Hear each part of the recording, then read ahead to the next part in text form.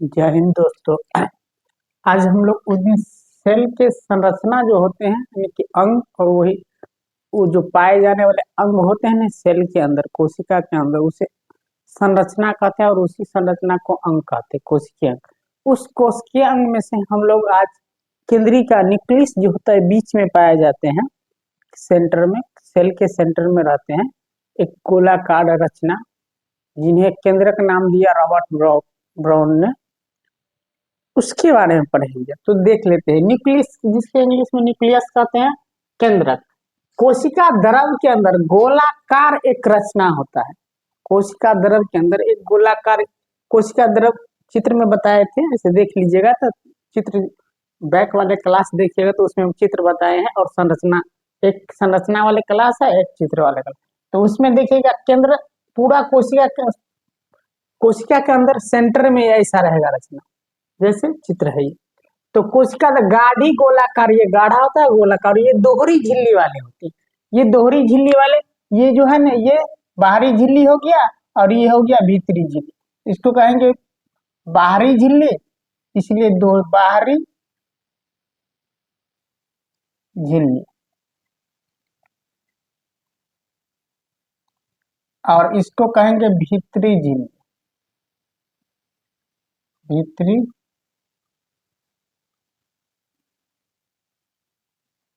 झिल्ली। ये हो गया। इसको सबसे पहले केंद्रक को जो है ना रॉबर्ट ब्राउन 1831 में देखा या इसके अंदर कहा कि जो ये गोलाकार रचना इसे हम लोग केंद्रक कह देते हैं और केंद्रक नाम रख दिया इन्होंने। अब संरचना कैसा होता है केंद्रक का, तो दोहरी झिल्ली और लाइपोप्रोटीन की बनी होती है। ये लाइपोप्रोटीन की बनी होती है। इसके बाद जरा देखिए केंद्रक छिद्र के, अब देखिए इस केंद्रक में अनेक छिद्र होते हैं जिसे केंद्रक छिद्र कहते हैं।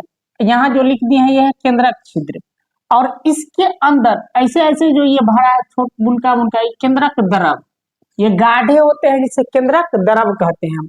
केंद्रक के अंदर गाढ़ा और तरल होता है जिसे केंद्रक द्रव कहते हैं। देखिए केंद्रक के अंदर गाढ़ा अर्ध तरल द्रव भरा रहता है जिसे केंद्रक हम भरा रहता है या रहता है जिसे केंद्रक द्रव कहते हैं। और इसमें जाली नुमा ये जो रचना है ऐसे ऐसे देख रहे हैं, ये जो ये है रस्सी नुमा जाली नुमा, ये क्रोमेटिन जालिका कहलाता है। ये क्रोमेटिन जालिका कहलाता है। और जब ये क्रोमेटिन जालिका कोशिका विभाजन के समय पढ़ाएंगे, कोशिका विभाजन नहीं पढ़ाए, कोशिका विभाजन पढ़ाना पड़ेगा। कोशिका विभाजन के समय ये छोटी और मोटी होके मुड़ जाती है। जब छोटी और मोटी होके मुड़ते हैं तो वही क्रोमोजोम कहलाता है।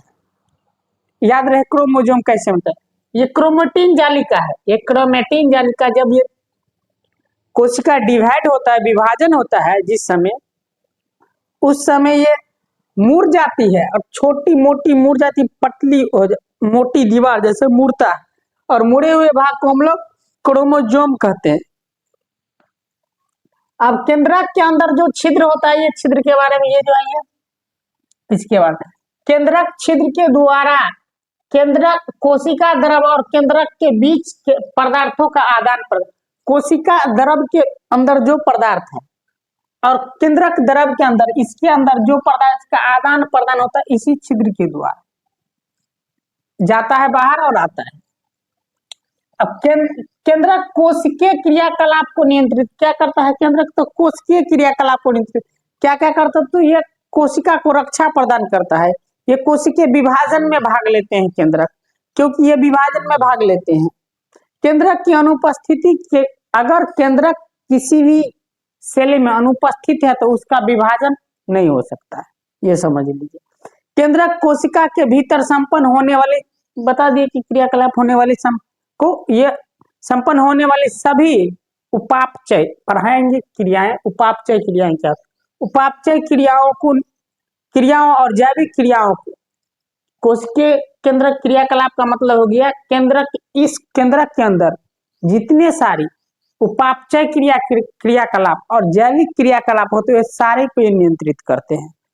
कुछ जीवों में कोशिका ऐसे होते हैं कोशिकीय जनन के महत्वपूर्ण भूमिका रहते हैं, कुछ जीवों में कोशिकीय जनन में कोशिकीय जनन में भी इसकी महत्वपूर्ण भूमिका होती है। कौन कौन ऐसा ऑर्गेनिज्म है जिसमें महत्वपूर्ण भूमिका रहती है। अब देखिए केंद्रक जो है ना किस किस चीज से बने हैं। केंद्रक जो है ना डीएनए, केंद्रक डीएनए एंड आरएनए, आरएनए के उत्पन्न करते हैं। केंद्रक किसको उत्पन्न करते हैं? डीएनए और आरएनए के उत्पन्न करते हैं केंद्रक।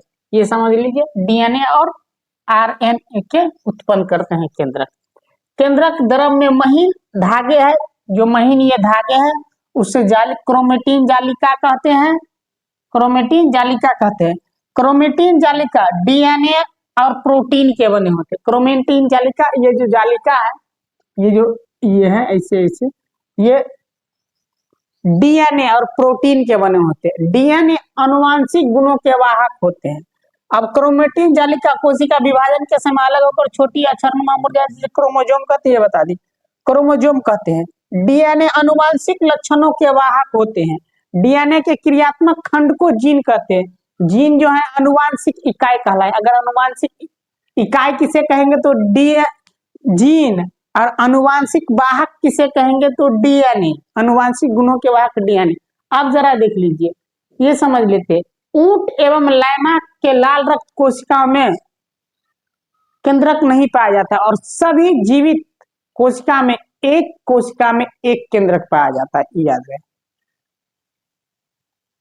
एक राइबोपस नामक, देखो राइबोपस, पहले ऊंट और लैमा समझ लेते हैं। देखिए ऊंट और लैमा का मुंह जो है मिलता जुलता रहता है, मुंह देखिए कि मिलता जुलता रहेगा, लेकिन लैमा छोट होता है, ऊंट तनी लंबा, लेकिन लैमा का भी गर्दन ऊंट के जैसे होते हैं, लेकिन ऊंट इतना लंबा नहीं होता है, मतलब उसकी भी पतली होती है गर्दन। इसके लाल रक्त कोशिका में पूछेगा कौन ऐसा जंतु है जिसके लाल रक्त कोशिका में केंद्रक नहीं पाया जाता, तो लैमा और ऊंट।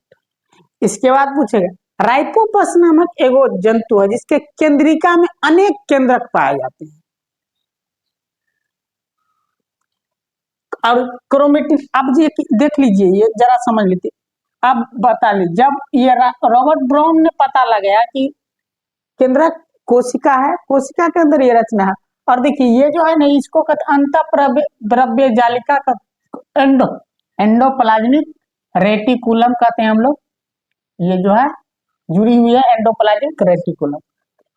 अब देखिए सभी जीव कोशिका से बना है, पेड़ हो या पौधे।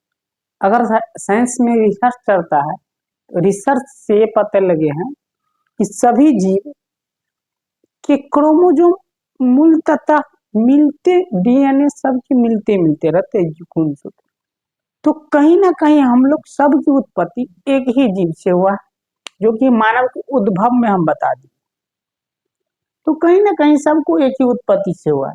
याद रहे पढ़ने लिखने, पढ़िए लिख, देखिए पढ़ने लिखने का पर्पज ये नहीं कि लोग नौकरी उकरी, पढ़ने का पर्पज है कि अच्छा इंसान बने। और याद रहे अच्छा इंसान बनने में बहुत सारी चीजों की भूमिका होती है। आपको टीचर कैसा मिला, परिवेश कैसा मिला, दोस्त कैसा मिला, साथी कैसा मिला, लाइफ पार्टनर कैसा मिला, ये सारे मिलके एक इंसान को निर्माण करते हैं। माता पिता अगर है तो उसकी शिक्षा स्तर कैसी थी, ये सारे मिलके एक मनुष्य। जैसे सपोर्ट डेट अगर कोई बहुत अच्छा है तो इन्हें की उसी की सारी भूमिका है, उन्हें दोस्त, संगी, साथी, टीचर, कैसा एजुकेशन सिस्टम मिला, किस स्तर से वो पढ़ा, किस स्तर से उसको पढ़ाया गया, किस लेवल से स्टार्ट किया गया, सारे मिलके कोई इंसान तैयार है। हम लोग क्या करते हैं, किसी पर थोप देते हैं कि खुद भी खुद अच्छा है, खुद भी खुद अच्छा नहीं, उसे अच्छा परिवेश में डाला गया तब अच्छा है। इसीलिए पढ़िए लिखिए, अच्छा बनिए, अच्छा परिवेश में रहिए। मानव क्या, मानव का सबका जात एक है। यहाँ अगर जात बनाया जाए तो वर्ग है, जात नहीं है, वर्ग है। क्लास बाय क्लास डिवाइड किया गया है, ये याद है। हम लोग का जात है भरटी भरेटा के हम लोग हैं, ये याद रहे। मेमलिया जाति में आते हैं, अगर वर्ग बोला जाए तो मेमलिया में आते हैं, तो याद रहे। अच्छा से पढ़ने लिखने से ही कुछ होते हैं, बगैर विदाउट पढ़े लिखे नहीं। अगर इसमें कोई समझने में दिक्कत हो तो बताइएगा, उसको समस्या को दूर किया जाए। याद रहे पढ़ लिख के ही हम महान बने, ये याद रहे। जीवन में कोई ऐसा काम गलती, देखिए गलती इंसान से भी होता है और इंसान ही सुधर, बहुत अच्छे इंसान है उनसे भी गलती हो सकती है, बहुत खराब है तो उनसे तो गलती बराबर होता ही, तो गलती सबसे हो सकता है। उम्मीदें किसी से नहीं रखिएगा, ये याद रखिए, जीवन में पढ़िए खूब, इस धरती पर बहुत सारे जीव हैं, इसी में पढ़ाएंगे कितने और आगे चल के पढ़ाएंगे, इस 1 ट्रिलियन स्पेसीज है, उस स्पेसीज में हम सब मच्छर के बराबर है, कोई हैसियत नहीं है यहाँ किसी का होना रहना ना रहना, कोई बड़ी बात नहीं। तो अच्छे कर्म का ये नहीं कि अब होना ना रहना तो कोई मर जाए, क्यों मरे, और किसी के लिए मरना भी नहीं, क्यों मरेंगे, कोई किसी के लिए या कोई किसी के थ्रस्टेड मंडी, कोई किसी के कारण कोई कुछ कर ले, ये सब गलत है। जीवन में अच्छा से रहिए, पढ़िए लिखिए, ध्यान दीजिए, अगर कोई प्रकार का देखिए केवल पढ़ाई ही नहीं होता, पढ़ने का मतलब है अपने समाज को पढ़िए, आंखों से देखिए, उसको अवलोकन करिए, दोस्तों को पढ़िए, दोस्त क्या कहता है, घूमिए, थोड़ा घूमिए फिरिए भी, समाज को पढ़िए, लोक चिंतन करिए, कबीर कैसा था, लोक चिंतन करते थे, अधिक पढ़े लिखे उनके पास क्या डिग्री है, ऐसे आप लोग की तरह नहीं ना, एमए बीए 12वीं 11वीं diploma BTech MTech IAS UPSC निकाले हुए, कैट का परीक्षा निकाले हुए, तो कुछ का परीक्षा नहीं निकाला, उन लोग उनके पास क्या डिग्री था, फिर भी कैसा था, लोग तर्क साहित्य, तर्क के अनुसार वो सारे चीज ईश्वर को रखते हुए मानते हुए तर्क देते थे कि आगे बढ़िए और पढ़ते रहिए। फिर अगले क्लास में मिलेंगे, तब तक के लिए जय।